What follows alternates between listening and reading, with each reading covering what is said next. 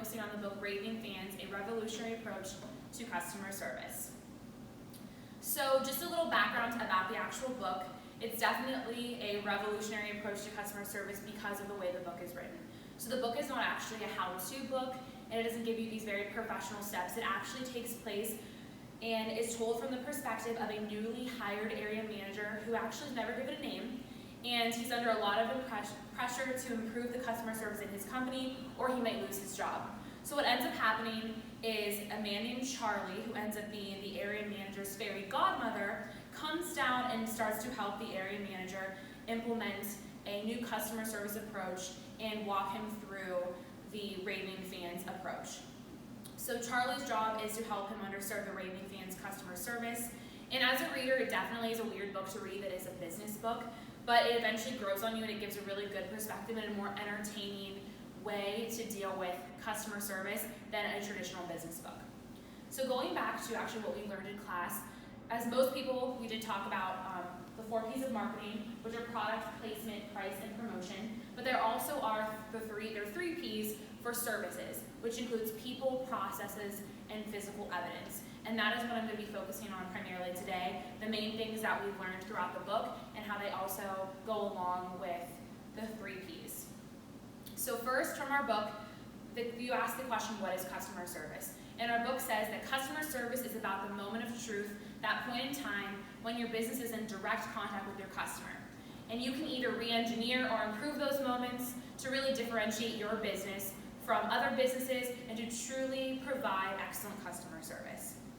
So the book details 3 fundamental truths and guideposts to understand customer service, and that is going to be the focus and the main takeaways of this presentation. So those include 1, decide, 2, discover, and 3, deliver. So decide. First, you must have a detailed vision. Before you can do anything customer service, you have to have a vision of what you want. You have to separate yourself from the others, so you have to have a vision. You need to then create a vision of your future customer service model centered on your customers. So it has to be about your specific customers and what you can actually do. And this will be time consuming. This is probably the most time consuming part of changing your customer service plan and actually being and having Raving Fans is coming up with a vision and the model. And without it, you will not be able to progress. So you cannot do anything until you have a very detailed model. Next is discover. So you have to discover what your customers want, not what you think they want. You need to know exactly what your customer wants. Customer service is part of your product. You're not just offering a tangible product, it's also an intangible thing of how you make people feel and how you respond to your failures, but also your successes. So with any product, as you've learned in any marketing class, you have to market test. So you're going to have to market test your customer service vision with your customers and be prepared to alter things because some things work, some things don't, and that will all be based on your customer feedback. You then need to decide what customer needs, services you provide and which ones you won't, because you can't be all things to everyone, and as much as we would think we would like to be, that's just not possible. So pick the things you do really well and pick the things you don't do so well, and then focus on that for your model. And then you also need to remember that the vision needs to service your internal customers and your external customers. So it needs to be for the people that you currently work with and maybe for the people that you'd like to work with in the future. The last step is deliver. So how do we get all of this actually working? So first, you need to create a Raving Fan, you need to exceed on delivery of your customer service promise each and every day. So every day, you need to make sure that you are exceeding expectations. And when you fail, which we all do fail, you need to have the best way to combat that fail and fix it immediately. The customer needs to always believe that they can count on you again and again.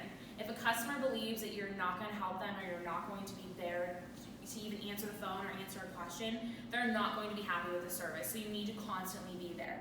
And that leads into consistency, creates credibility. The more consistent you are with your responses and with your customer service, the more credible you will be as a service and as a company. You always need to start out by making small changes to the current customer service model and gradually build on these changes. You can't come in one day, teach everybody a new system and think it's going to work. You need to gradually add the changes that you decide, work with them, test them, see how they're going, and then you can gradually come up with the best plan that you believe.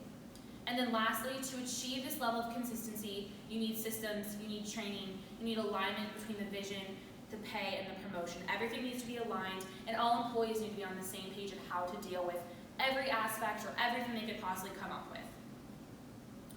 So some final thoughts from the book that I found to be very important, and just things that when you're ever dealing with people, these are really important things to think of. And first is customer expectations do not remain static, so be prepared to continuously be enhancing your vision. You're always changing, you're always molding. Just because you have the perfect plan today, tomorrow it's going to be outdated. So you always need to make sure that you're changing it. Next, a Raving Fans relationship goes far beyond your company's product. You need a personal relationship with your customers. They can't just be someone that pays your paycheck. And yes, they are, but you need a personal relationship in order to keep them happy and keep them your Raving Fans. You also need to listen to what your customer is saying and learn your customer's needs and desires. If you don't know your customer, you don't know what they need, and you don't know what they want in terms of customer service. When you don't listen to your customer, you're rejecting who they are, one as a person, and you're saying that their thoughts have no value.